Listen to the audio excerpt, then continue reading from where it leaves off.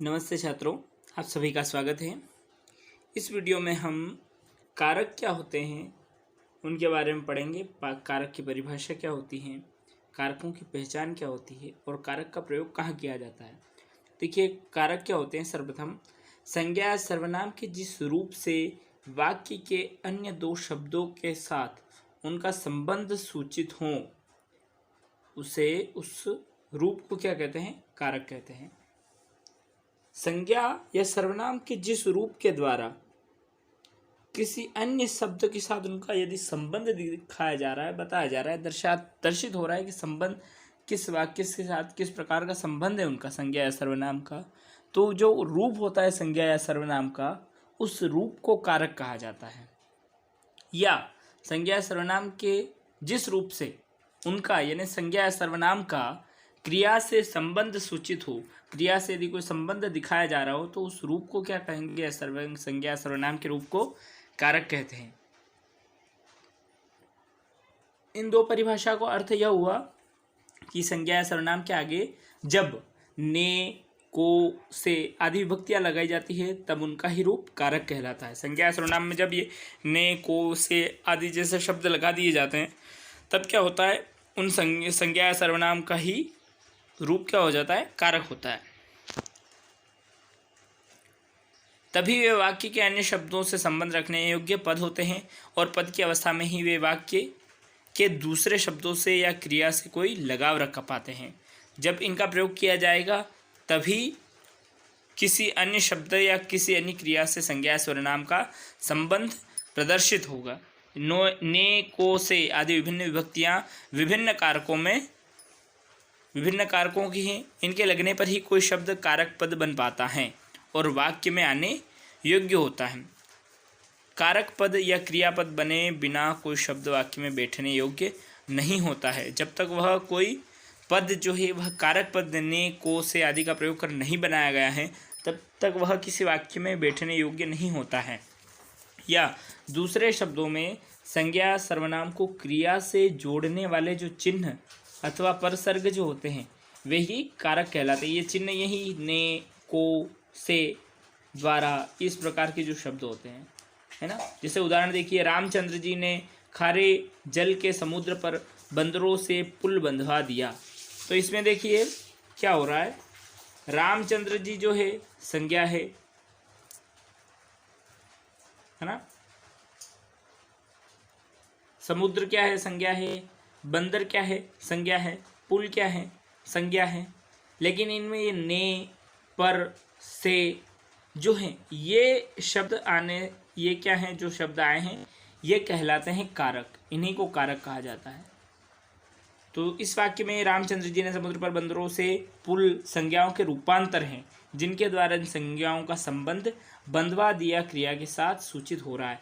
ये ने या के या से जैसे शब्दों से क्या, कौन सी क्रिया सूचित हो रही है, बंधवा दिया। इन शब्दों के द्वारा बंधवा दिया इस शब्द का जो है क्या हो रहा है, संबंध बताया जा रहा है।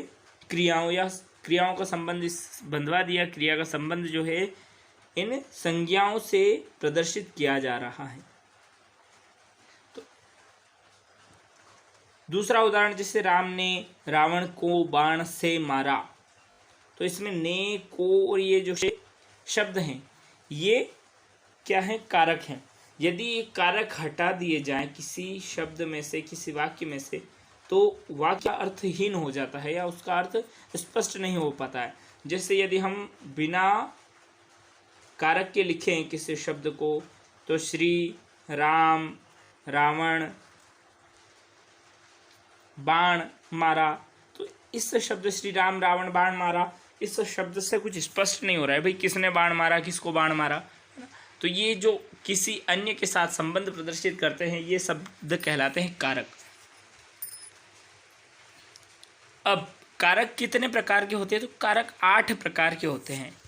इसमें कौन कौन से, देखिए, कर्ता कारक, इसमें कर्ता कारक होता है, कर्म कारक, करण कारक, संप्रदान कारक, अपादान कारक, संबंध कारक,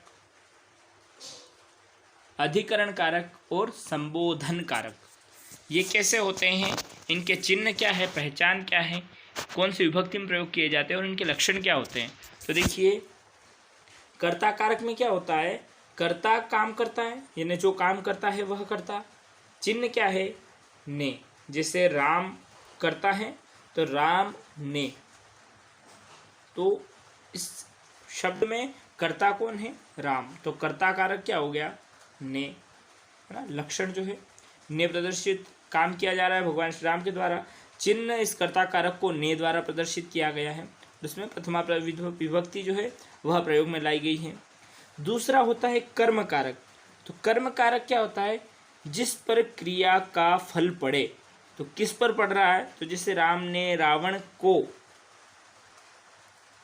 है ना, उससे क्रिया का प्रभाव किस पर पड़ रहा है, इसमें रावण को। किस पर मारा भाई, राम ने रावण किसको मारा बाण, तो रावण को मारा, तो प्रभाव सीधे रावण के ऊपर पड़ा। तो जिस पर क्रिया का फल पड़े वह कारक होता है कर्म कारक। इस कारक का चिन्ह जो होता है वो होता है को, और द्वितीय विभक्ति होती है इस कारक की। तीसरा है करण कारक, जैसे काम करने का साधन या क्रिया, जिस साधन के द्वारा कार्य किया जा रहा है, यानी से या के द्वारा। जैसे राम ने रावण को बाण से मारा, किससे मारा, तो बाण से मारा। तो बाण जो है वह हमारा करण कारक हो जाएगा, काम करने का साधन या क्रिया करने का साधन। इसमें विभक्ति जो होती है वो तीसरी होती है। संप्रदान जो होता है जिसके लिए किया जाए, जिस कार्य के लिए कोई कार्य किया जा रहा है जिस कारण से, वह, इसमें जो चिन्ह होते हैं प्रदर्शन के लिए वो होता है को या के लिए। अब इस उदाहरण में हमारे पास ये संप्रदान कारक नहीं आया है ना। जैसे राम ने रावण को, तो रावण जो था वो क्रिया फल पड़ रहा है, तो वो क्या हमारा कर्म कारक हो गया, है ना। संप्रदान कारक हम किसी अन्य उदाहरण में देखेंगे। तो इसकी पहचान जो होती है वो होती है को और के लिए। दूसरा है अपादान कारक, जिससे कोई वस्तु अलग हो, जैसे राम श्याम से क्या है, ज़्यादा समझदार है ना। तो इसमें राम को क्या श्याम से अलग दर्शाया जा रहा है, अलग दिखाया जा रहा है। तो जहाँ किसी वस्तु को अलग दिखाने के लिए से का प्रयोग किया जाए ना, अलग बताने के लिए, वहाँ होता है अपादान कारक। ये से है ना, एक से कौन सा होता है हमारा, एक से इसमें भी होता है करण कारक में, लेकिन वह क्रिया करने का साधन होता है, काम करने का साधन होता है।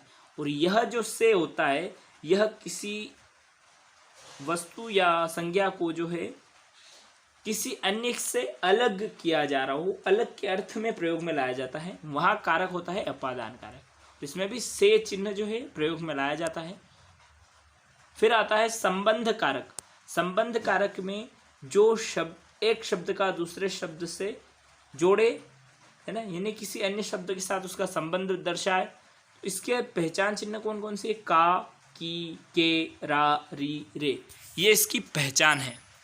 और छठी विभक्ति इसमें प्रयोग में लाई जाती है। अधिकरण कारक में क्या होता है, क्रिया का आधार जो होता है वह अधिकरण कारक कहलाता है। क्रिया किस पर आधारित है, तो इसकी पहचान चिन्ह जो है वह होती है में या पर। ठीक है, इसमें सप्तमी विभक्ति प्रयोग में लाई जाती है। फिर होता है संबोधन कारक। संबोधन कारक क्या होता है, जिससे किसी को पुकारा जाता है ना, जिससे किसी को पुकारा जाता है वह होता है संबोधन कारक। जैसे हे, अरे या हो, इस प्रकार से संबोधित किया जाता है वह होता है संबोधन कारक। ये विशेषकर संस्कृत में प्रयोग लाया जाता है। ठीक है,